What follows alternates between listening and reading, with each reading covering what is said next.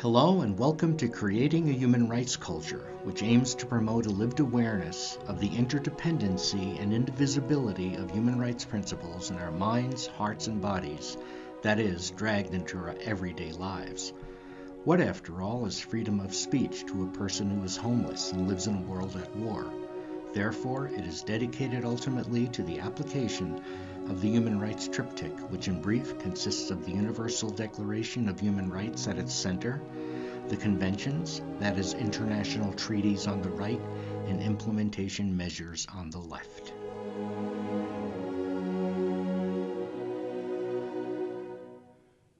Welcome to another episode of Creating Human Rights Culture. Today we're going to talk about mental health, suicide, and human rights. You heard me, mental health, suicide, and human rights. I'm here with Dr. Walter Mullin, a colleague, a friend. Hi, Walter. Hello, Joe. Okay, he has his office 2 doors down from mine at the School of Social Work at Springfield College. Some introductory comments. I'll put my 2 cents in, then Dr. Mullin will put in his $2 worth. According to the World Health Organization, roughly 800,000 people take their lives each day. This amounts to a suicide every 40 seconds. This is more than those killed by terrorist attacks, which tends to dominate public discourse. The World Health Organization estimates that roughly 8 to 10 people are directly affected by a person's death.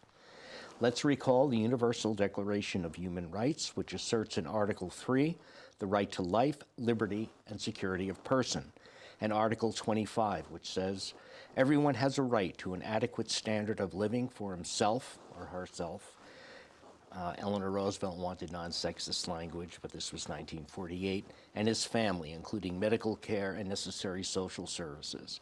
Of course, there is the United Nations Charter, which has the status of treaty and must be implemented according to the U.S. Constitution, which commits member states in Article 55 to higher standards of living, full employment, and conditions of economic and social progress and development. Now, there is a school of thought which sees suicide as a function of hopelessness, and the etymological root of the word suicide means to kill or slay himself, sui.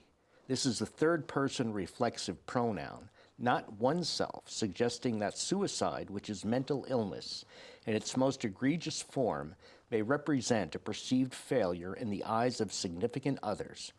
And it is through meaningful and socially useful work that we are able to derive dignity for our work and enhance our standing in the eyes of others.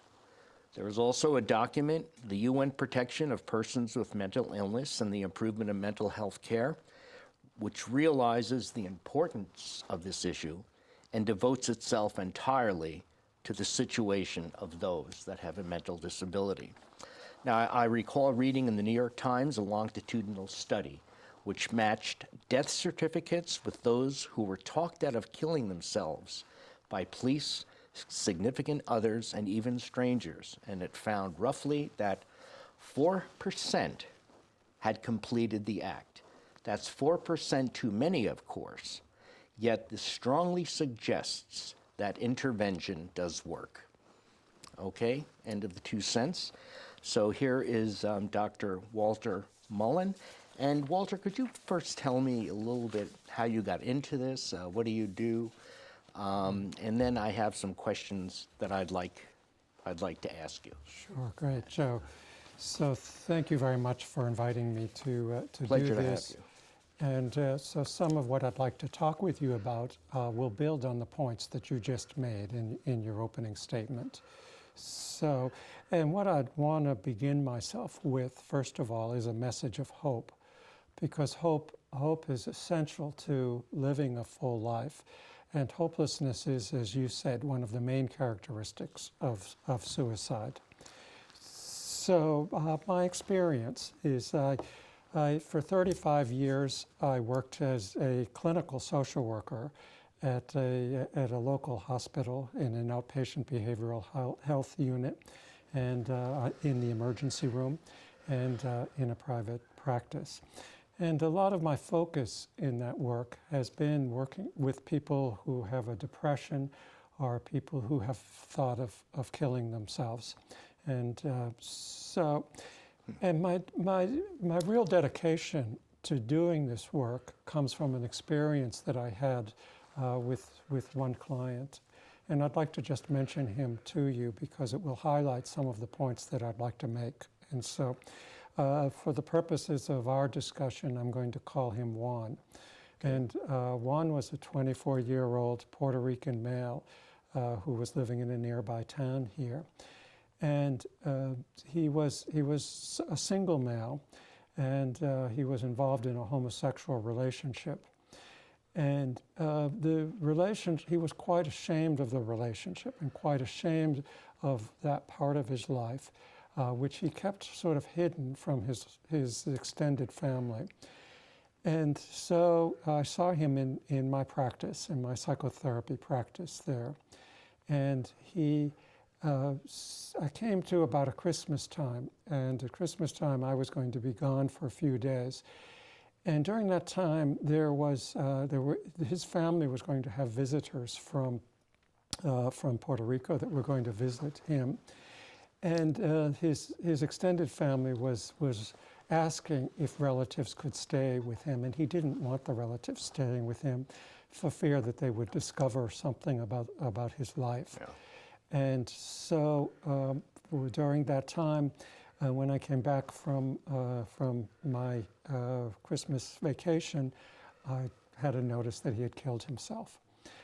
And so I can only imagine that during that time that something was discovered, that what he feared would happen was discovered, and that the shame connected to it for him was really unbearable. He hadn't really come to the idea that he could really live a full life without hiding a part of his life. And so for me, this was somebody who I thought really had great potential for living a good life, and had just lots of talents. And so in truth, when I talk about this, I like to dedicate my talk to him. So because he and his life story propelled me to really need to understand more and to work with more people in trying to prevent them from killing themselves. Well said. So that goes to sort of the heart of a lot of my counseling work that I did. I'm also, as you know, we work together at a local university. And as a professor of social work, I have therefore chosen to integrate into a lot of my teaching with students sort of some of the best practices to use when they meet with clients. Knowing, of course, to be reiterated, is that suicide is preventable. And as I'll repeat maybe a couple times in our discussion today, suicide is really the answer to a condition. It is not the condition itself. It's the choice people come to when they feel there's nothing else, no other choice that they can make. So I teach social work, and most recently I've done a training called Question, Persuade, and Respond, which is a training in suicide prevention intended for the general public. And so the initials are QPR, and it's based on the idea of CPR. And the idea of that is that if the whole general public knows how to respond to a suicide, that would really save lives by themselves. And so it's a general education meant to be done in the communities, at community centers, and any location where somebody might be interested in knowing about this. And it then comes to one of my main points that I'd like to make, because sometimes people ask me, well, if you talk about suicide, does that really make it worse? And can you put the idea of suicide in someone's mind just because you begin to ask about it? And the research really shows, in fact, that you need to talk about it and you need to ask about it. That there's almost no case, it's extremely rare, that just by bringing up the subject that you would put that idea in someone else's mind. So it really is the opposite of what people may worry about. And in fact, when you begin to open a discussion about it, then you give permission for anyone who has those types of thoughts to be able to talk about them themselves. So you mentioned human rights perspective, and I think this area is really consistent with a human rights perspective, and because you invited me to come on your show, you get your show, it did cause me to think about it from the human rights perspective rather than just simply from the clinical perspective, which I might have tended more to think about it from. But I suppose these things might reflect the Declaration of Human Rights, but the idea that every human being has a right to well-being, every human being has the right to meaningful work and to be able to form satisfying human relationships, and ultimately that people have access to meaningful health care. And it's sometimes through health care that somebody could find the answer to sort of where they are stuck in their way of life. And that could save a life. And it could save a life, that's right. Yeah. If it's okay, I'm just going to say a couple of quotes and then move to something else. But do whatever you want. Okay. And my first quote is by sort of a speaker who is really considered the founder of modern suicidal studies. And his name is Edwin Schneidman. And so his quote is, and there's a lot of sort of wonderful elements in this quote, suicide is not a bizarre and incomprehensible act of self-destruction. Rather, suicide people use a particular logic, a style of thinking that brings them to the conclusion that death is the only solution to their problems. The style can be easily seen, and there are steps we can take to stop suicide if we know where to look. So you can see in this, there's logic, thinking, only solution to the problem, and steps that we can take if we only know where to look. And the other quote is from a famous psychologist with the last name Jameson, and it goes, if suicidal patients were able or willing to articulate the severity of their suicidal thoughts and plans, little risk would ever exist. So those couple of quotes sort of to open it up to sort of reiterate and to reaffirm some of my main points, sort of about the solution to the problem being seen as the only solution to the problem, and the idea of opening it up. Okay, thanks for the introductory comments. The three questions that I have, I might as well ask them to you now, and then you could just roll with them. How serious is the suicide problem? Why do people make suicide attempts? And what can an ordinary citizen do about it? Great. So continue. Great. Thank you for those questions. And so, yes. So you actually, in your opening, mentioned a couple of statistics, and sort of, I think, did you say 800,000? That's what I got on the WHO website. Yes, I think, so. yes. So it's pretty incredible to sort of think about, isn't it? So, and that's how I'd like to start to answer the question, how serious a problem is suicide, by first thinking about it internationally in the United States and then here in Massachusetts. So you offered us that number. So it's this worldwide, it's the 17th leading cause of death, and it's the second leading cause of death among people aged 15 to 29 worldwide. So young people, and that's a theme that we can carry through here. In the United States, it's the 11th leading cause of death. So these things... Can I go back a second? And the first leading cause of death for 1529? Is that accidents? I don't know. Because it would be blurred. Yeah. I suspect it's accidents, or accidents can be blurred, right? So sometimes like an auto accident, auto crash could be misunderstood, certainly. But it can be for young people, it's not diseases, it could be those types of things, or sort of falls or or those. But Go ahead. but in the United States, it's the 11th leading cause of death, and so 94 per day. So you realize in the United States, it's more than homicides. And in Massachusetts, I didn't see this number for the United States, but in Massachusetts, there's more suicides than motor vehicle crashes, deaths by motor vehicle car crashes. But the United States, 54% are by firearms in the United States. So across the country, 54%, and that reflects some of our laws about firearms. In Massachusetts, the majority of the suicides are not by firearms. So that becomes interesting. And in the United States, 2/3 of the people who kill themselves have depression. Now that's really significant. 2/3 of the people living with depression. We know depression is generally a curable problem. Right. There are ways to solve a depression for people.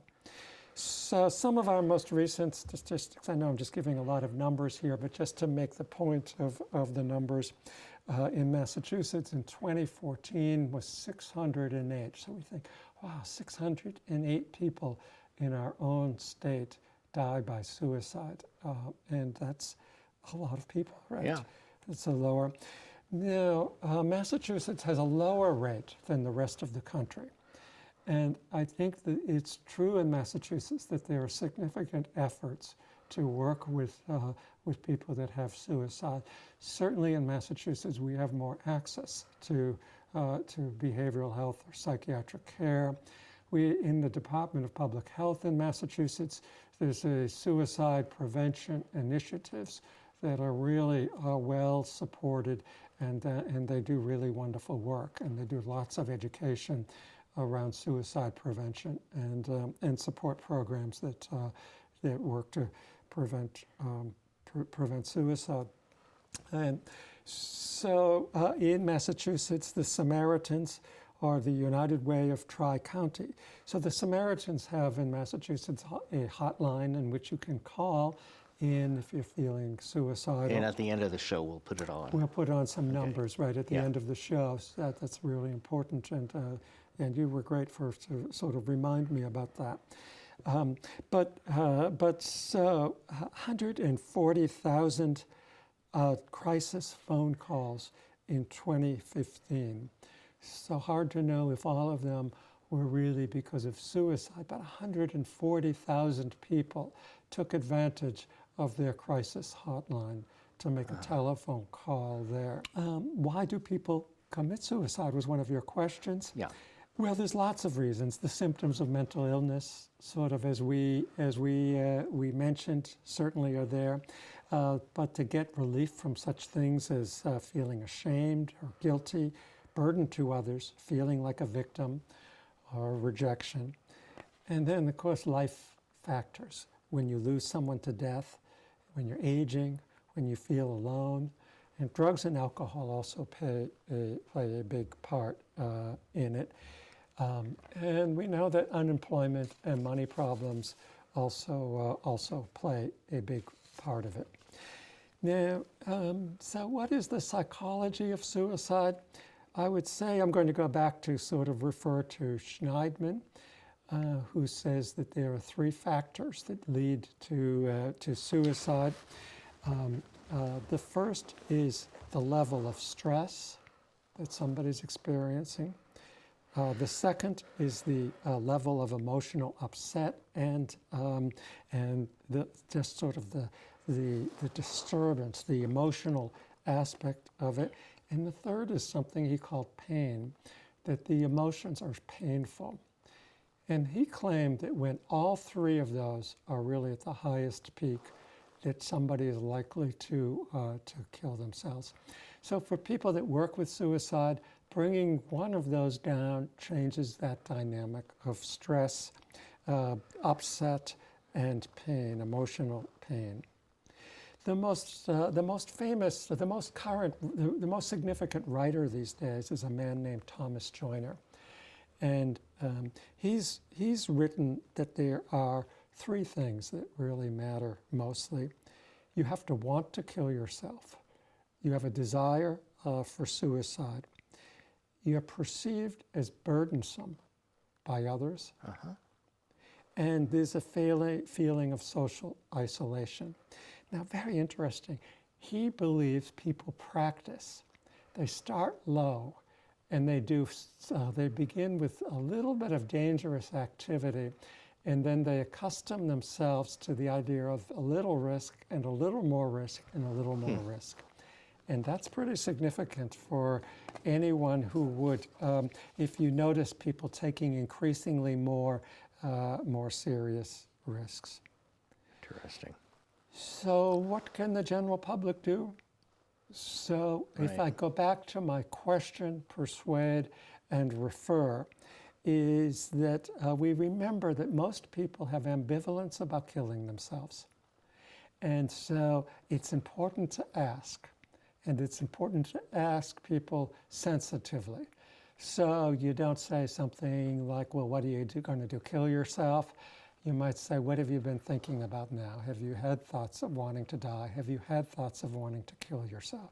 So with sensitivity, you should ask about it. And then you begin to offer a little bit of hope sort of in that. So persuade is about offering hope and offering choices, other choices, that in fact there are things you can do. We can go for help. There's lots of places to go for help. And then refer is the idea that you might say to somebody, I can help you find a place to go, or let's go ourselves. Let's find this place. So those two things the general public can do. And if you then you'll know that somebody working clinically would address those other things that I spoke to with you about earlier. So this comes from a person who tried multiple times to kill herself and ultimately recovered from that. So this quote goes, I have learned over the years that it always gets better. Looking back on the graph of my life, I am able to recognize the pattern. It always gets better. This is my silent mantra I use when things feel hopeless. I now know, even in my lowest moments, my deepest despair, that the dissolution will end. It always gets better. When I was young, I did not have the experience to know that the darkness would end and that I would feel good again. Life just seemed over. Remembering that it always gets better is often the tiny spark of hope that allows me to do the next best thing towards recovery. It always gets better. So I can provide a local telephone number for people in Hampshire County, and that's through Clinical and Support Options. And that number is 413-586-5555, 413-586-5555. And there's also a National Suicide Prevention Lifeline, 800-273-8255. One more time. 800? 273-8255. Okay, great. All right. Thank you very much for allowing me to be on and to talk with you today. Yeah, my pleasure, and thank you very much for the insights and for being here. Okay? Thank you. Okay. Mm-hmm. Thanks for watching another episode of Creating a Human Rights Culture. Hope to see you again. Take care.